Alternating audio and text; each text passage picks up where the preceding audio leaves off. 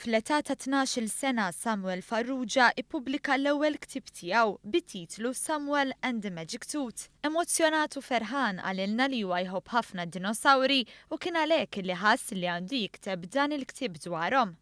Well, bażikament dan il-ktieb huwa fuq tifel li deċidejt biex insemmiħ warajja li jisib xi ħaġa li jitħallih jimur lura fil-ħin u dan it-tifel jiddeċiedi biex jimur lura għal perjodi differenti ta' dinożawri fejn nista' nissigura l kulħadd kważi jintik l-bosta drabi. Kollox beda sentejn ilu meta Samuel kien ippreżenta abbozz tal-ktieb lill-President ta' Malta, Mari-Louise Coleiro Preca.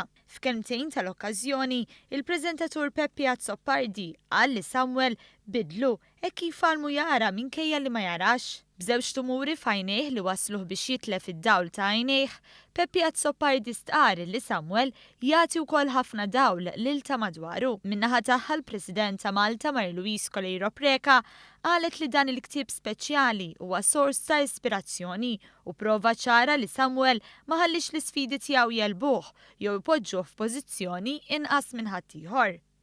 Il-President qalet li fl-istrina qatt ma xtaqet li jixxandru filmati ta' tfal, iżda stqarret li Samuel jikkonvinċiha li meta tfal jersqu biex jitkellmu jiservu ta' ispirazzjoni anke għall-adulti.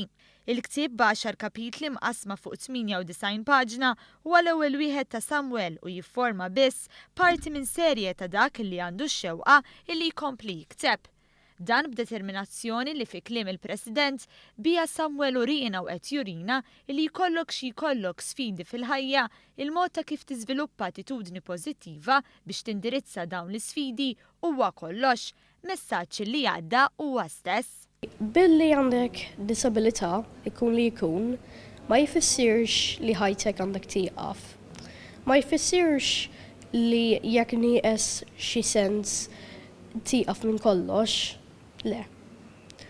Għandek itkompli bħajtek u tagħmel li tista' biex tkun bħal bniedem normali. U għal volja jista' jkollok xi disabilità, tista' tagħmel dak li trid inti. Il-fondi mill-ktieb ta' Samuel se jmorru kollha għal Malta Community Chest Fund Foundation.